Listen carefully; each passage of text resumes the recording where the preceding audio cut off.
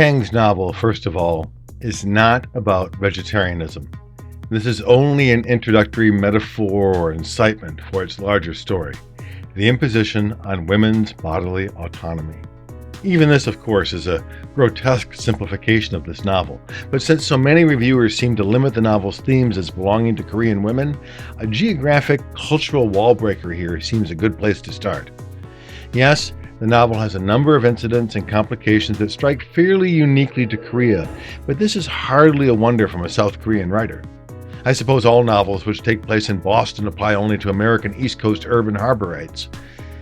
Kang's reflections on patriarchal control is only the first and easiest to grasp of these limits. Young-hee's father, her husband, her brother-in-law each take turns first misapprehending, then correcting, abusing, and abandoning her. Too, though, her own sister struggles with this understanding, having worked so hard for love and family in more traditional ways. In fact, there are no individuals or institutions along the way, from businesses to a series of hospitals, that treat her differently from the male family. The presumption is that she's sick.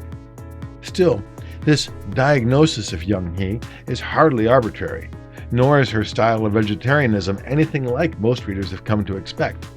As cliched meat lover arguments wash over scenes, her diet also is ill-informed, driven by a kind of hidden dream motivation more than any reasoned notion of environment, animal welfare, nutrition, or its like.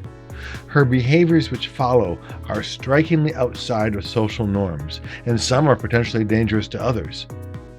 It is tempting, too easily tempting, for readers to worry for her too, to hope that a secret will be unlocked that might return her to normal health.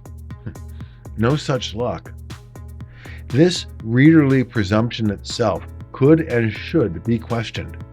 What demands do we make, and how do we, when we imagine someone is unwell? What is a restoration to normal that satisfies us? And we might ask as well, what is the least we might ask of each other?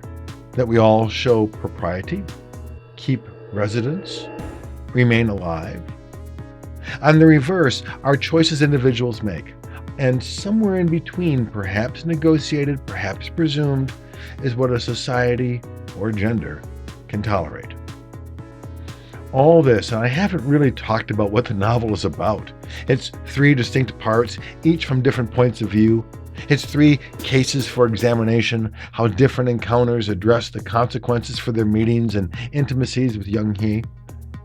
These are unexpected, sometimes grotesque or perverse, always unsettling, and all physically, psychologically, even institutionally, rooted in our foundations of meat, of flesh.